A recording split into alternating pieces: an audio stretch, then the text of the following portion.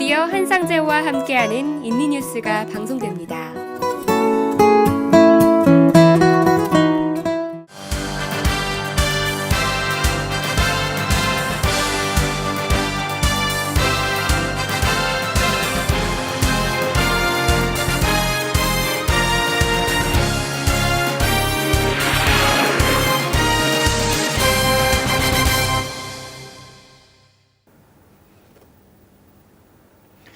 네, 여러분 안녕하십니까? 지금부터 8월 중순 한상재와 함께하는 인도네시아 주간 뉴스 브리핑과 해설을 시작하겠습니다.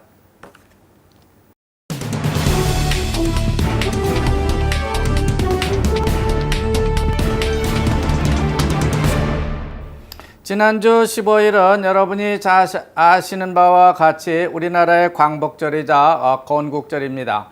그리고 17일은 72번째 맞는 인도네시아 독립기념일입니다. 조코위 대통령은 우리나라와 달리 하비비 전 대통령과 메가와티 전 대통령 그리고 유도요노 전 대통령까지 역대 대통령들을 다 모시고 인도네시아 독립기념일을 축하하고 있습니다. 참 부러운 광경이 아닐 수 없겠습니다. 오늘은 이미 예고해 드린 바와 같이 어떻게 해서 인도네시아 독립기념일은 8월 15일이 아니고 17일로 무려 이틀이나 늦어지게 됐는지 그 당시에 숨막히는 인도네시아 독립과정의 역사를 한번 짚어보고 넘어가도록 하겠습니다. 1945년 일본 식민지 정부는 인도네시아에 독립준비위원회라는 것을 설정해 줬습니다. 일본 식민지 정부가 임명한 수카르노와 하타 인도네시아 독립준비위원회 정부회장은 미국 핵폭탄이 8월 6일 일본 히로시마에 투하되기 시작하면서 19일 전국 민족주의자 총회를 열 계획을 세워뒀습니다. 그렇지만 뭔가 극적인 아젠다가 필요했기 때문에 8월 9일 당시 사이공, 지금은 호지민 시티로 불리고 있는데요. 거기에 남반군 사령부를 찾아가서 기왕 인도네시아를 독립시켜줄 것을 약속해 준다면은 말레이시아 반도와 칼리만탄 북부까지를 포함시켜 달라고 요청을 했는데 데라오찌 중장은 이를 거절을 하고요. 인도네시아역만 인도네시아로 인정해 주겠다고 말하고 있었습니다. 어쨌든 이들은 남반군 사령부로부터 독립 약속은 받아들었고요. 14일 날 자카르타로 돌아오게 되는데 15일 아침 일본 천황이 무조건 연합군에 항복했다고 하는 소식이 전해지게 됩니다. 그렇지만 수카르노와 하타 등 민족 지도자들은 뭘 어떻게 해야 할지를 그 당시에 잘 몰랐고요. 젊은이들은 뭔가 극적인 독립을 원했다고 그렇게 전해지고 있습니다. 반면 패망한 일본 식민지 정부는 흥분하고 있는 인도네시아 젊은 사람들과의 충돌을 피하면서 어떻게 하면 안전하게 정부의 질서를 연합군에게 인수인계할 수 있겠는지를 그걸 고민하고 있었다고 합니다. 그렇지만 15일 밤 젊은이들은 자기들의 목적을 위해서 수카르노와 하타를 찌까랑 바라톨 근처에서 한참 좀 나가는데요. 댕아스 랭크록이라는 곳의 작은 마을 한 요새로 그들을 납치해 갔습니다. 거기서 청년 지도자들은 좀 더 극적인 방법과 자극적인 언어로 독립 선언문을 작성하자는 그런 설득을 수카르노에게 했지만은 끝내 수카르노는 설득당하지를 않고요. 16일 밤 자카르타로 돌아와서 독립선언서를 기초하고 그 다음날 17일이죠. 아침에 자기 집 앞에서 비록 필기 공책에다가 내려쓴 독립선언문이고 그것도 몇 사람 안 되는 사람들 앞에서 그것을 낭독함으로써 인도네시아는 3년에 걸친 인도네시아 식민 통치를 마감하고 인도네시아는 명실공히 공식적으로 독립국가로서의 출발을 할 수 있게 된 것입니다. 하여간 수카르노는 우리나라 국민은 이 선언서에 의해서 인도네시아 독립을 선언한다. 권리이양 등 재반 문제는 양심적으로 가능한 한 신속하게 처리될 것이다. 이렇게 담담히 읽어 내려갔습니다. 하지만 이 선언문의 의미는 매우 크다고 하겠습니다. 이것을 근거로 네덜란드, 인도네시아 영토 재입성을 막을 수 있고요. 지방 토속 왕국으로 갈갈이 분열되었던 하나의 인도네시아를 하나의 나라로 묶어낼 수 있는 그런 계기가 되었기 때문입니다. 반면에 우리나라 독립 당시를 지금 와서 돌이켜 생각해 보면은 인도네시아 독립할 때와 별로 다를 게 없다고 느껴집니다. 다들 그 당시에 당황을 했고요. 뭐를 어떻게 할지 몰랐던 것은 똑같기 때문입니다. 거기다 남북한 국민이 서로 다르게 이념을 분리해 나가기 시작했고 연합군마저 남과 북에 너무 신속하게 소련과 미국이 들어왔기 때문에 우리는 그나마 공식적인 독립선언문마저도 읽어 내려가지를 못하고 그런 어정쩡한 상태에 머물고 말았습니다. 그러나 우리는 다행스럽게도 기미 독립선언문을 1919년에 선언한 바 있기 때문에 그것이 참 다행이 아닌가 하는 그런 생각이 들고 있습니다. 지금 와서 건국절 문제가 이렇게 이슈가 되고 있는데 이것과 생각해서는 다음에 한번 다시 살펴보도록 하겠습니다. 인도네시아의 독립기념일 축하 행사를 보면요. 72년이 지난 지금까지도 도시와 농촌 할 것 없이 정말 대단하게 치러지는 것을 우리가 목격할 수 있습니다. 금년엔 특히 가또 누르만티옥 합참의장이 주도하는 아짜라 도아 버르사마 사투뚜주 이벤트가 크게 주목을 받고 있습니다. 전 인도네시아 군경하고요, 이슬람 지도자, 힌두교 지도자, 기독교, 유교, 불교 지도자들이 한자리에 모여서 일종의 인도네시아 구국 기도회를 가지고 있기 때문입니다. 여기서 사투뚜주 이렇게 세 번 반복하는 기도회라고 하는 것은요, 반짜실라, 비네카, 뚱가리까, 조코이 정부의 엔카에리 정책에 대해서 스투주합니다. 스투주, 즉 동의하겠습니다. 완전 동의합니다. 뭐 이렇게 기도하는 그런 기도회를 크게 전국적으로 가졌다고 하는 것입니다. 다음은 외신입니다. 지난 18일자 서울발 외신은 문재인 대통령 취임 100일 기념 기자회견을 코레아 슬라탄 자디 뻔언뚜 크리시스 뉴클리어 코레아 우따라 뭐 이런 제목으로 전해지고 있습니다. 남한만이 북핵 위기를 결정할 수 있다고 그렇게 주장하고 있는 것이죠. 결국 이 말은 북한을 군사적으로 압박하고 있는 미국에 대해서 한국 동의 없이 교전을 할 수 없다는 그런 선언을 하는 것이라고 볼 수 있겠습니다. 그러나 그건 위협적 말을 하고 있는 북한에 대해서도 똑같이 적용돼야 할 말이라고 생각됩니다. 어쨌든 미국은 당사자인 한국이 군사적 해법을 원치 않는 것으로 보고 미국과 북한 간의 평화협정 체결이나 직접 중국과 미군 철수 빅딜을 할 수 있는 코리아 패싱 단계로 진화하고 있는 것이 아닌가 하는 그런 느낌을 주고 있습니다. 일본 요미우리 신문이 미북 간 전쟁 시나리오와 관련해서 한국에 있는 지하 대피 장소를 철저히 조사했다고 하는 기사를 인도네시아 신문이 전하고 있습니다. 북한이 정말 타격을 해올 경우를 대비해서 한국에 지금 머무르고 있는 일본인들에게 임시로 대피할 수 있는 그런 지하 장소를 미리 점검해 두고 있다고 하는 겁니다. 지하에 있는 시설로는 1차 대피를 일본 사람들이 한 다음에 부산으로 이동을 하고 거기서 일본으로 간다고 하는 시나리오입니다. 그렇다면 곧 이어서 인도네시아 정부도 한국에 나가서 일하고 있는 인도네시아 노동자들의 안전을 위해서 이런 일련의 조치가 이루어지게 되지 않을까 그런 생각이 들고 있습니다. 다음은 석탄 광산 그리고 소금 제조 또 천연자원 관련 뉴스를 전해드리겠습니다. 인도네시아가 금년 국내 석탄 생산 목표를 413주타 톤에서 477주타 톤으로 늘려 잡고 있기 때문에 공급량이 늘어나서 오버 서플라이가 되고요. 가격이 폭락하게 될 것으로 그런 것을 우려한다고 전해지고 있습니다.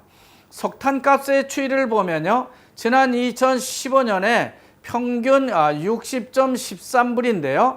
2016년에 61.84불로 올라가고 그리고 2017년이 되면 81.74불로 껑충 뛰는 것을 볼 수 있습니다.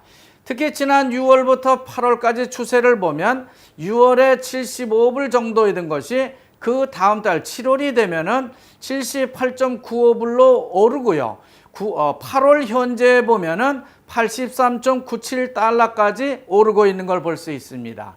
지난 2015년부터 폭락하기 시작했던 석탄값이 이제야 좀 회복세에 접어들기 시작했다고 하는 것 같은데 정부가 생산 목표를 크게 늘려 잡는다고 하니까 석탄 광산업계는 또다시 과잉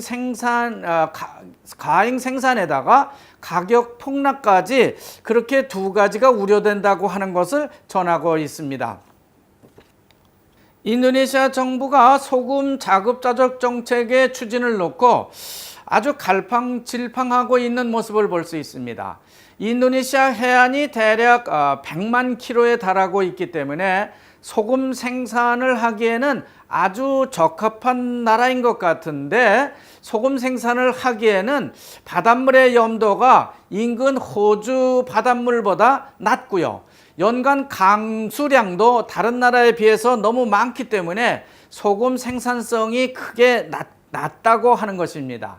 뿐만 아니라 전통적인 방법이라도 지금 현재 소금을 많이 생산하는 지역을 보면은 북부 스마트라의 아체 해안선, 그리고 서부, 중부, 동부 자바, 마두라 해안, 엔테베와 엔테테, 그리고 슬라웨시 남부에 있는 해안, 이렇게 8곳에 불과하다고 하는 것입니다. 인도네시아에서 생산되는 천연고무나 카카오, 커피, 그리고 때, 또 마찬가지로 사탕수수 같은 유실수 플란테이션 비즈니스가 국제 가격 하락과 생산성 저하, 그리고 기후변화 때문에 퇴보하고 있다고 하는 기사가 눈에 띄고 있습니다. 커피도 브라질과 베트남, 인도에 이어서 밀리고 있고요. 고무도 태국에 크게 뒤지면서 카카오도 아프리카의 반타이 가딩이나 가나 같은 나라에 뒤지면서 거기다 티 생산도 세계 4위에서 이제는 7위로 밀려나고 있다고 하는 겁니다. 특히 고무의 생산량은 베트남과 미얀마, 인도 그리고 중국에 크게 못 미치고 있다고 합니다.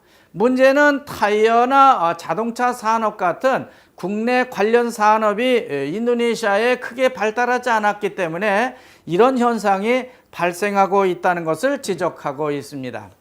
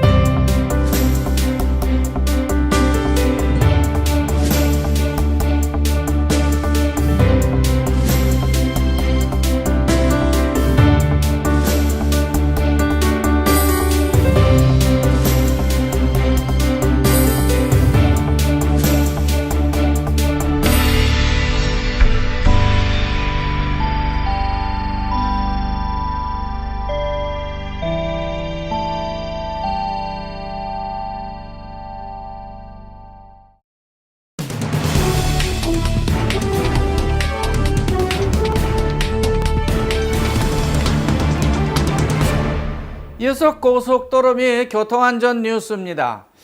지난 17일 독립기념일을 기해서 자카르타 자롯 시장은 메가와티 전 대통령을 모시고 직접 돌아가는 스망기 로타리 개통식을 가졌습니다. 정식 개통식을 가지게 된 것이죠. 이제부터 베카뱀과 볼다 방면에서 땀린 하이 방면으로 가고자 하는 차들은 직접 돌아갈 수 있게 되었고요. 반대로 수타 공항이라든지 슬리피 방면에서 블로겜 쪽으로 가고자 하는 차들은 직접 돌아서 SCBD 내의 퍼시픽 플레이스라든지 한국문화원 등으로 갈 수 있게 됐습니다. 그러나 아침과 저녁 출퇴근 시간에 보면은 자동차 번호 홀짝제 때문인지 여전히 스망기 로타리를 중심으로 크게 막히고 있는 걸 볼 수 있습니다. 금주부터 자고라위 고속도로, 즉 자카르타에서 보르 찌아위 간의 톨비를 한 곳에서 일괄 납부하도록 하는 통합관리 시스템을 실시한다고 합니다. 이렇게 되면은 찌아위와 보그르 중간에 세워진 톨에서 한 번 톨비를 내고요. 찌까왕, 그러니까 짜왕까지 직접 내려올 수 있게 된다고 하는 겁니다. 물론 중간에 있는 기존 톨비 정산소는 없어지게 되는 것이죠. 반대로 자카르타에서 보고르로 가는 데 있는 찌부부르 우따마 톨하고 찌망기스 우따마 톨도 역시 없어지게 되고요. 그 대신에 목적지의 톨에서 오프램프죠. 그 톨에서 각각 정산을 하면 된다고 하니까 찌부부르 우따마 톨에서 코린도 휴게소까지 늘어서던 그런 맛제 현상은 이제 좀 없어질 것 같습니다. 내일부터죠. 자카르타 찌깜백 고속도로에서 자동차 번호판이 홀수인지 짝수인지를 검사해서 진입을 시키겠다고 합니다. 참 말이 많은데요. 가장 막히는 아침 출근 시간, 즉 6시부터 9시까지만 버카시 파랏과 버카시 띠무르 그리고 땀분 톨에서 스망기 톨까지 직접 나오는 그런 톨을 들어가는 차들은 그날이 홀수인지 짝수인지 이것을 구별해서 진입을 허용하겠다고 하는 것입니다. 하지만 반둥이나 찌러번 등지에서 오는 차는 그대로 통과를 하게 된다고 합니다. 하도 출근 시간이 막히니까 이런 통제책까지 나오고 있는데 그냥 통제만 하기보다는 도로를 더 건설하겠다는 또 전철이라든지 대중버스 같은 대중교통 인프라를 확대하겠다는 그런 방안은 나오질 않고 어떻게 하면 통제를 해볼까 하는 방안만 나오고 있어서 좀 씁쓸합니다. 다음은 우리가 많이 이용하고 있는 수카르노하타 공항 뉴스입니다. 수카르노하타 공항의 터미널 사뚜, 두와 띠가를 오가는 모노레일, 즉 스카이트레인이 오는 9월부터 정상 운행을 할 수 있게 된다고 합니다. 인도네시아 공항도 이제는 셔틀버스 시대를 지나서 모노레일 시대를 맞고 있는 것 같습니다. 한편 공항철도는요, 금년 10월까지 운행에 필요한 모든 준비를 다 완료하게 된다고 합니다. 하지만 자카르타 시내에서 공항까지 가는 철도의 운행은 내년이나 되어야 실제 다니게 되는 그런 모양새를 취하고 있습니다. 어쨌든 이렇게 공항 철도까지 개통이 되게 되면은 망가라이 역에서 공항까지 54분의 주파를 하게 되는데 요금은 8만 루피아에서 10만 루피아 정도가 된다고 합니다.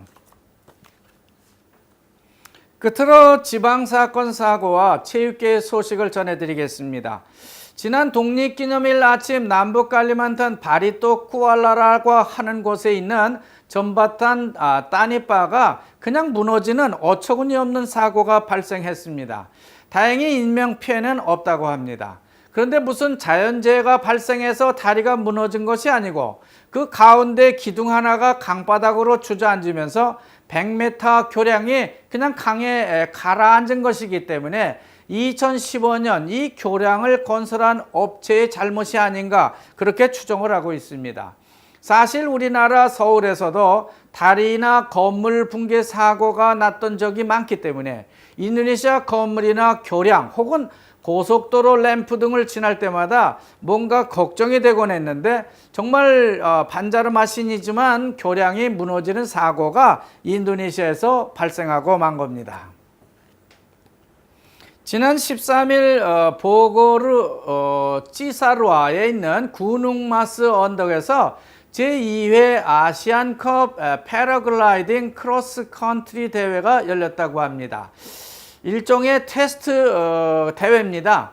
이날 대회는 2018년 자카르타 아시안게임에 이 패러글라이딩 종목을 추가할 수 있겠는지 여부를 테스팅하는 그런 이벤트와 함께 진행됐다고 합니다. 경기를 하는 방법과 점수를 매기는 방법은 잘 알려지지 않고 있는데요. 정해진 코스를 따라가는 종목하고 이륙과 착지 등 정확히 낙하산을 타고 떨어지는 그런 일정을 체크하고 있는 것 같습니다. 하여간 한국 선수들도 이번에 참가를 하고 있었는데 일본이라든지 호주, 네팔 등 12개국 나라에서 온 100여 명의 선수들이 푼짝바스 호텔에서 묵으면서 그 경기를 하고 있었습니다. 이번 주말 9월 초죠. 9월 1일이 되면은 이둘 아드하, 즉 희생제, 이슬람의 희생제가 치러지는 날입니다. 이 금주 주말 연휴가 되겠는데 이런 것을 미리 알려드리면서 금주 인도네시아 뉴스 브리핑과 해설은 여기서 모두 마치겠습니다. 시청자 여러분, 다음 주 이 시간까지 안녕히 계십시오. 감사합니다.